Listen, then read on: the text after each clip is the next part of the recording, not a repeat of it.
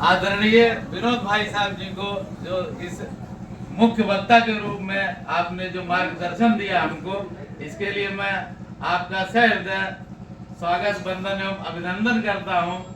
एवं इस परशुराम ग्राम के इस महासभा में जिनके द्वारा एक कार्यशाला का आज आगाज हुआ है, आदरणीय भाई साहब इंद्रपाल जी को भी मैं सहृदय सादर अभिनंदन, वंदन एवं स्वागत करता हूं।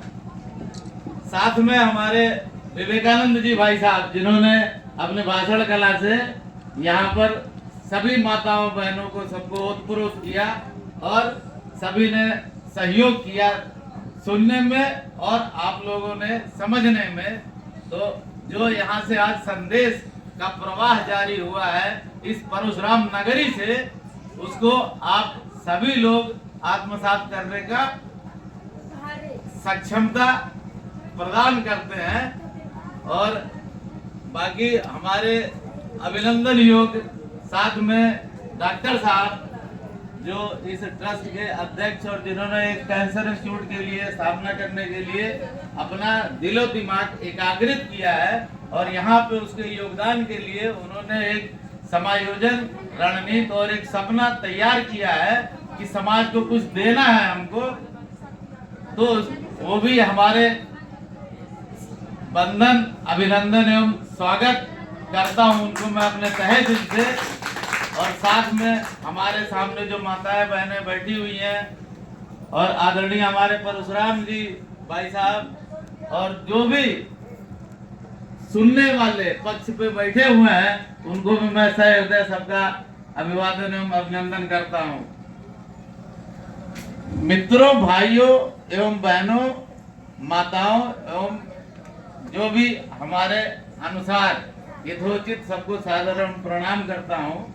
तो आज मेरा भी सौभाग्य रहा कि मैं इत्तेफाक से मेरे आते समय गाड़ियों में किताबें पढ़ी थी, तो मेरे द्वारा 2 किताबें लिखी गई जो है, जिसका विमोचन करने का सौभाग्य मुझे भी प्राप्त हो गया, क्योंकि मैंने भी सोचा नहीं था कि आदरणीय विनोद जी भाई साहब मुझको वहां पर मिलेंगे और मेरी किताब का विमोचन हो जाएगा। तो किताबों का सारांश ये है कि देश की राजनीति की स्थिति आप लोगों के समय में और आज के समय में क्या हो रहा है। 50-60 सालों से जिस राजनीतिक शटरिंग में हम लोग का संस्कार और संस्कृति का विलुप्त होता हुआ और इतनी तीव्रता से सनातन धर्म का, हिंदी भाषा में बोलते हैं, लोप होता दिखाई दे रहा है, और हम लोग उसको कार्यान्वयन के लिए हमारे पास कोई उपाय और उपचार भी नहीं बच रहा है। तो इस गतिविधियों में हमको सबसे पहले अपने विचारों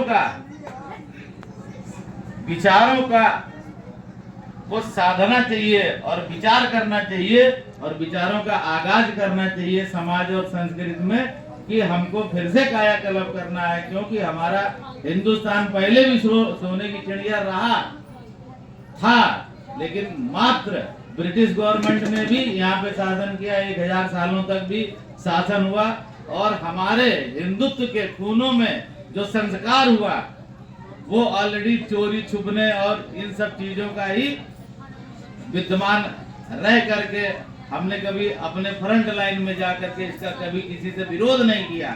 सहृदय सहिष्णु होते हुए सब कुछ हमने, जिसने कह दिया मान लिया, सबका हमने मान लिया। तो हम सभी का मान रहे हैं, लेकिन हमारी संस्कृति का विलुप्त होता जा रहा है, क्योंकि हम सबको एक्सेप्ट कर रहे हैं।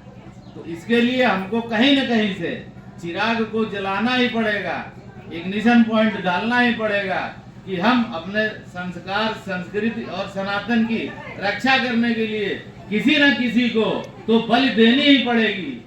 तो बलि देने के लिए और इन संस्कारों को पिरोकर फिर से अपने सनातन की रक्षार्थ जो भी आज यहाँ पे कार्यशाला या कार्य योजना चल रही है, उसके लिए मैं सहृदय पूरे मंच को, पूरी कमेटी को एवं आप लोगों को भी सहृदय स्वागत एवं अभिनंदन, वंदन करता हूँ। इसी के साथ मैं अपनी वाणी को विराम देता हूँ। धन्यवाद, सभी को सादर प्रणाम।